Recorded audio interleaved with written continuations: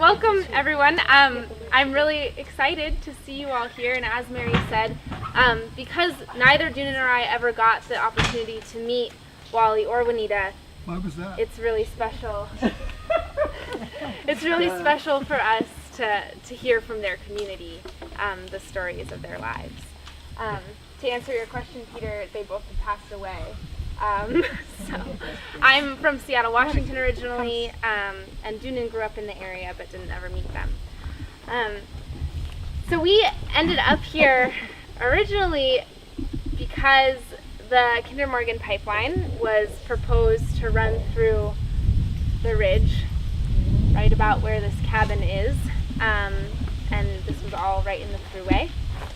And we had come up to Woolman Hill for an event about Quakers and climate change and the pipeline, and we knew that this was the area that it was supposed to run through, and that kind of got filed away somewhere in our brains.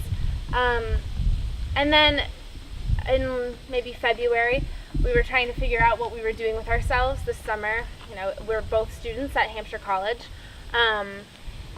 and we couldn't figure it out, and we both believe very deeply in living a life of leading, meaning like following where we're divinely called.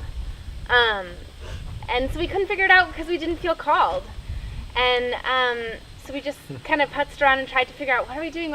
And I sent out at one point an email to like everybody I know and said, send me the names of farms in the Northwest or in the Northeast, because both of us have had an interest in agriculture for a long time, and have had some experience in agriculture and wanted to be working on a farm.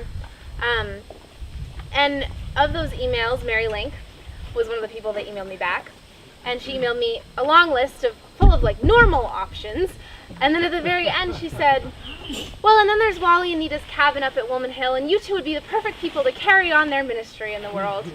And we both looked at that and went, no, because that was like way too hard and we weren't ready to do that. And harvest season would be during the next semester at Hampshire, and so how would that work? and then some time passed, and then we were walking through the Hampshire woods one day, and I said how like it just kept coming back, the idea of the Nelson cabin, and then an hour later it triggered in Alice's memory about the pipeline. And also, having been doing pipeline organizing for the last 2 years, I knew from that work that Kinder Morgan's proposed timeline had been that they had intended to begin survey between May to November of 2016, which is the agricultural season. And so that fact collided with the proposed route and then who these people were. And we knew that we had to be here. So that's how we ended up here. And then the pipeline was canceled. Hooray, right? And we were like, what does this mean? And in Quakerism, we say that about 80% of the time, a leading is not about what you think it's about, and you're intended to learn something completely different from what you think you're supposed to learn. And that certainly has been what's been true for us. And we knew that we had to do it anyway, because it was the last thing we were clear to do. And yeah, we've certainly been learning a lot. And yeah, I mean, I probably hadn't even heard of war tax resistance until I learned about the Nelson cabin, which was in February. And now I was already probably going to live a lifestyle that would have just naturally set me aside from taxes, but now, you know, it's like become a strong consideration in my future, and it's pretty incredible. And my mother was a war tax resistor for a large portion of her life, until I was maybe 6 or 7.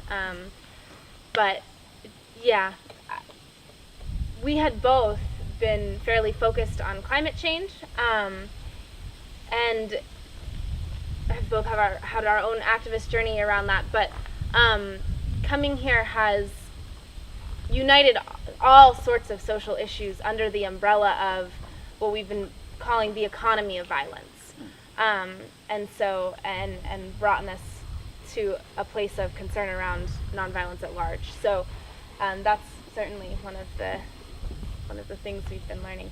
And you maybe will hear more from us, and there'll be more opportunities to talk with the two of us. But we would like to begin the storytelling. I'm going to hand it back over to Mary. Mm-hmm.